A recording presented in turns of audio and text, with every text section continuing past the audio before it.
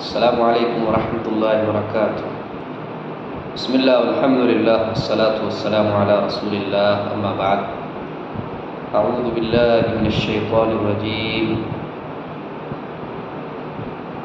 کتاب انزلناہ الیک مبارک لیدبروا آیاتہ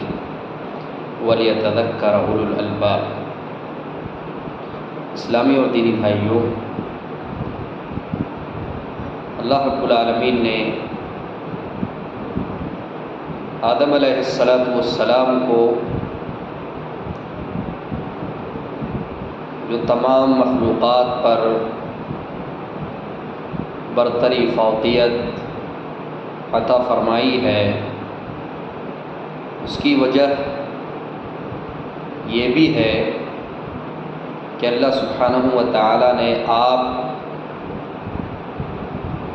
کی ذریت میں نبیوں اور رسولوں کو مبعوث فرمایا، جن کے دل صاف و شفاف، پاک اور ہر قسم کی معصیت، نافرمانی اور برائی سے بالکل صاف و شفاف آئینے کی طرح تھے۔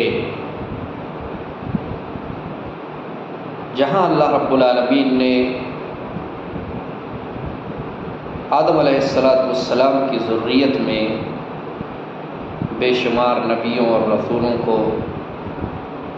مبعوث فرمایا، وہیں پر اللہ رب العالمین نے ان تمام نبیوں اور رسولوں میں ایک عظیم شخصیت، ایک عظیم انسان، ایک عظیم رہنما، امام رحمت محمد عربی صلی اللہ علیہ وسلم کو اس کائنات کے اندر مبعوث فرمایا، اور اللہ رب العالمین نے اپنے پیارے حبیب امام رحمت صلی اللہ علیہ وسلم کو سب سے عظیم کلام سے نوازا، اور اس کلام کے ذریعہ سے، اس کتاب کے ذریعہ سے اللہ رب العالمین نے اپنے اس نبی کو، اس رسول کو تمام انسانیت پر فوقیت، برتری اور شرف عطا کیا۔ ایسی کتاب کہ جو اپنے الفاظ، اپنے معانی، اپنے مفاہیم، اپنے بیان میں بے مثال کتاب ہے، کہ اس جیسی کتاب نہ لکھی گئی اور نہ ہے اور نہ لکھی جائے گی۔ اس کتاب کو اللہ سبحانہ و تعالی نے اپنی جانب سے نازل فرمایا۔ اس کتاب میں اللہ رب العالمین نے اپنی گفتگو کو، اپنے کلام کو امام رحمت صلی اللہ علیہ وسلم پر جبریل امین علیہ السلام کے ذریعہ سے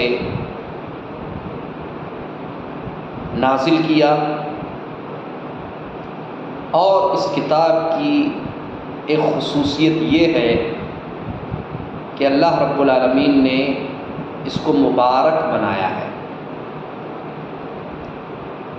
آئیے قرآن مقدس کی اس آیت کو دیکھتے ہیں اور اس کے معنی و مفہوم کو ہم سمجھتے چلتے ہیں۔ اللہ رب العالمین نے فرمایا، کتاب انزلناہ الیک مبارک، ایسی کتاب کہ ہم نے اس کو آپ کی طرف نازل کیا، مبارکن، یہ کتاب مبارک ہے، لیدبروا آیاتہ، اس کتاب کو ہم نے نازل فرمایا اور مبارک بنایا ہے اس لیے تاکہ یہ لوگ اس کی آیتوں میں تدبر کریں، غور و فکر کریں، وَلْيَتَذَكَّرَ أُولُو الْأَلْبَابِ، اور دانشوران قوم عقل مند اس کتاب کے ذریعہ سے نصیحت حاصل کریں۔ سب سے پہلے اللہ نے فرمایا کتاب انزلناہ الیک، اے نبی اکرم صلی اللہ علیہ وسلم یہ ایسی کتاب ہے کہ ہم نے اس کو آپ کی طرف نازل فرمایا ہے۔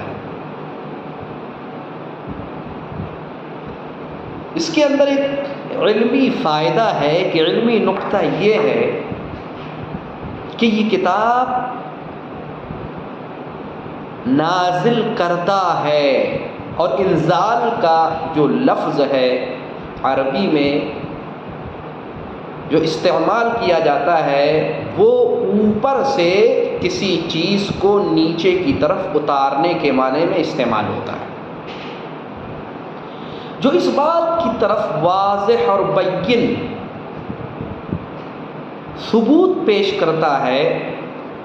کہ اللہ رب العالمین نے اس کو کسی انسان کا کلام نہیں بنایا ہے، کسی مخلوق کی جانب سے یہ کلام پیش نہیں کیا گیا ہے، بلکہ بذات خود اللہ رب العالمین نے اس کلام کے اندر، اس کتاب کے اندر اپنی گفتگو پیش کی ہے، اپنے احکام اور فرمان اللہ رب العالمین نے اپنی ایک عظیم اور پیاری مخلوق انس کو عطا کی ہے۔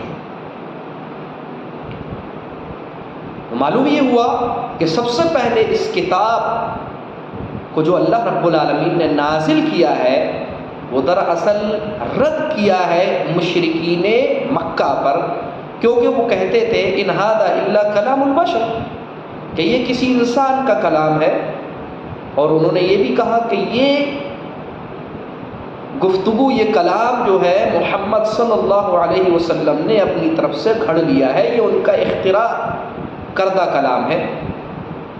اللہ نے اس پر رد فرمایا ہے انزلناہ الیک، ہم نے اس کو آپ کی طرف نازل کیا ہے۔ اللہ نے اپنی طرف نسبت کی ہے انزال کی کہ ہم نے اس کو اتارا ہے، ہم نے نازل کیا ہے۔ اور اسی طرح اس کلام کو جب اللہ نے نازل کیا تو مشرکین مکہ پر رد کرنے کے ساتھ ساتھ بعد میں آنے والے فرقوں پر بھی رد ہے، جیسے معتزلہ ہیں، جہمیہ ہیں، یا اشاعرہ ہیں، کلابیہ ہیں، ان پر بھی رد ہے کہ اللہ رب العالمین نے اس کتاب کو جو نازل فرمایا یہ اس کی جانب سے ہے، اللہ کی جانب سے، اور یہ اس کا کلام ہے، یہ کسی انسان کا کلام نہیں ہے، ایک چیز۔ دوسری چیز، یہ کلام اللہ کا ہے، مخلوق نہیں ہے، یہ گفتگو ہے اللہ کی، اور کلام یہ اللہ کی ذاتی اور فعلی صفت ہے۔ اس سے معتزلہ اور جس نے معتزلہ کی پیروی کی ہے اس رائے میں ان پر رد کیا گیا ہے، کیونکہ معتزلہ اور اس جیسے گمراہ فرقوں نے یہ کہا ہے کہ کلام اللہ کی صفت نہیں ہے، انہوں نے انکار کیا ہے، بلکہ انہوں نے کہا کہ قرآن جو ہے یہ مخلوق ہے، اللہ کا کلام نہیں ہے، انہوں نے صفت کلام کا انکار کیا۔ اب اس کی وجہ کسی نے کہا چونکہ صفت کلام یہ اللہ کی ذاتی صفت ہے، فعلی صفت نہیں ہے، کسی نے سرے سے ہی صفت کلام کا انکار کیا جیسے جہمیہ وغیرہ۔ خیر، ایک بات یہ معلوم ہوئی ہمیں کہ اللہ نے اس کو اپنی جانب سے نازل فرمایا ہے۔ اس کے بعد اللہ رب العالمین نے فرمایا مبارکن، صفت ہے کتاب کی، کتاب مبارک، یہ بابرکت کتاب ہے۔ اہل علم نے اس کے کئی مفہوم بیان کیے ہیں، میں آپ کے سامنے صرف 2 مفہوم رکھ رہا ہوں۔ پہلا مفہوم ہے یہ مبارک ہے اثر میں اور تأثیر میں، یعنی اللہ رب العالمین نے اس کتاب کو جو مبارک بنایا ہے وہ اس وجہ سے بنایا ہے کہ جو بھی اس کلام کو سنتا ہے وہ متاثر ہو جاتا ہے، ایک معنی تو یہ ہے۔ اسی طرح یہ کتاب، یہ کلام جہاں پر بھی پیش کیا جاتا ہے، اگر دل اچھے ہیں تو اللہ رب العالمین ان کے دلوں میں کچھ نہ کچھ اس کلام کا اثر چھوڑ دیتا ہے۔ ایک اور مفہوم یہ مبارک ہے، بابرکت ہے اجر اور ثواب کے اعتبار سے، کہ جو جتنا پڑھے گا، جو جتنا اس کی تلاوت کرے گا، اللہ سبحانہ و تعالیٰ اس کو اسی اعتبار سے اجر اور ثواب عطا فرمائے گا۔ اللہ اکبر، کتنا عظیم کلام ہے رب کائنات کا۔ امام رحمت جناب محمد رسول اللہ صلی اللہ علیہ وسلم نے ارشاد فرمایا کہ الف لام میم حرف، الف لام میم یہ 3 حرف ہیں، ایک حرف نہیں ہے، اور ہر حرف پر اللہ رب العالمین نے 10 نیکیاں عطا کی ہیں۔ بتائیے، الف لام میم، اگر کوئی شخص کہتا ہے الف لام میم تو کتنی نیکیاں ملی؟ 30 نیکیاں۔ یا اللہ، کتنا عظیم کلام ہے، ذرا تو سنیے، کتنا عظیم کلام ہے، ہر حرف پر 10 نیکیاں مل رہی ہیں آپ کو۔ لیکن اگر کوئی شخص صرف دل میں کلام پڑھ رہا ہے، مثال کے طور پر سورہ فاتحہ کی تلاوت کر رہا ہے، زبان کو حرکت نہیں دے رہا ہے یا ہونٹوں کو حرکت نہیں دے رہا ہے، تو کیا اس کو اجر ملے گا کہ نہیں ملے گا؟ اہل علم کی اس سلسلے میں 2 رائے ہیں۔ ایک رائے یہ ہے کہ اس کی نیت کے بقدر اس کو اجر ملے گا، لیکن کیا اس پر قرأت کا، تلاوت کا اطلاق ہوگا کہ نہیں ہوگا؟ تو بعض اہل علم نے کہا ہے کہ اس پر قراءت اور تلاوت کا اطلاق نہیں ہوگا،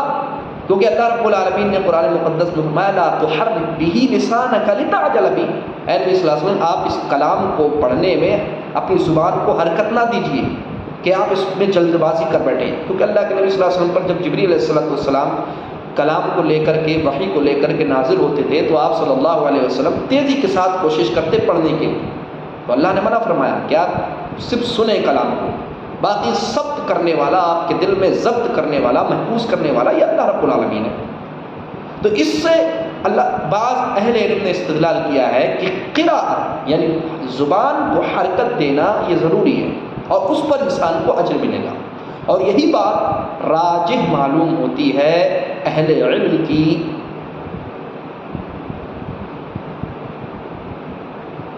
تفاسیر کو دیکھنے کے بعد۔ اس لیے میرے بھائیوں، ساتھیوں، ماؤں اور بہنوں، ہمیں بہت پیاری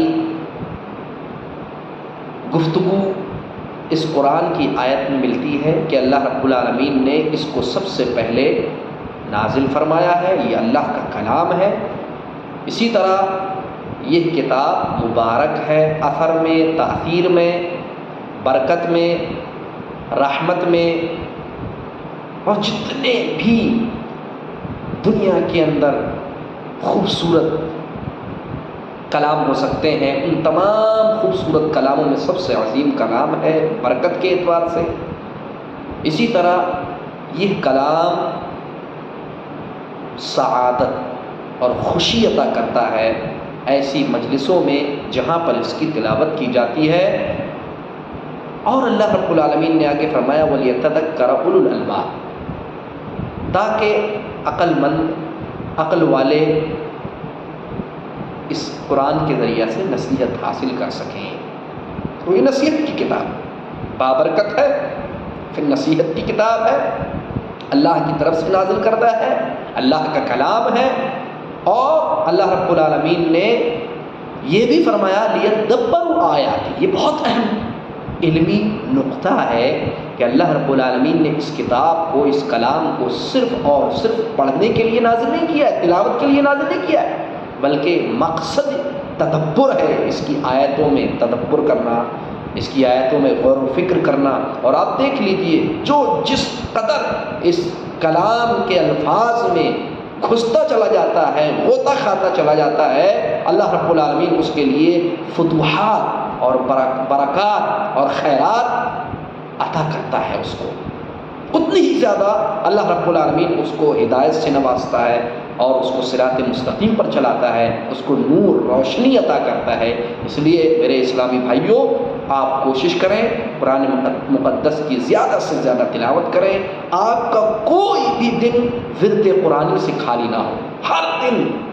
کم سے کم 1 صفحہ 2 صفحہ، اگر آپ کو اللہ نے ماشاءاللہ توفیق بخشی ہے تو آدھا پارہ یا 1 پارہ 2 پارے، جتنی بھی طاقت ہو آپ پڑھیے اس کو۔ ضروری نہیں کہ مسجد میں پڑھیں، گھر میں پڑھیے، مسجد میں پڑھیے، دکان میں پڑھیے، آفس میں پڑھیے، جہاں پر بھی آپ کو جگہ ملے پڑھیے، تلاوت کیجیے، اور ہو سکے تو تفاسیر بھی اس قرآن مقدس کی پڑھیں، تاکہ اس کے ذریعہ سے آپ زیادہ سے زیادہ اللہ سبحانہ و تعالی کے کلام کو سمجھ سکیں اور اس سے زیادہ برکات اور رحمتوں کا سوال کر سکیں۔ اللہ رب العالمین ہمیں کلام مقدس کی آیات کو سمجھنے، سمجھانے اور اس پر عمل کرنے کی توفیق ارزانی بخشے، آمین۔ والسلام علیکم ورحمۃ اللہ وبرکاتہ۔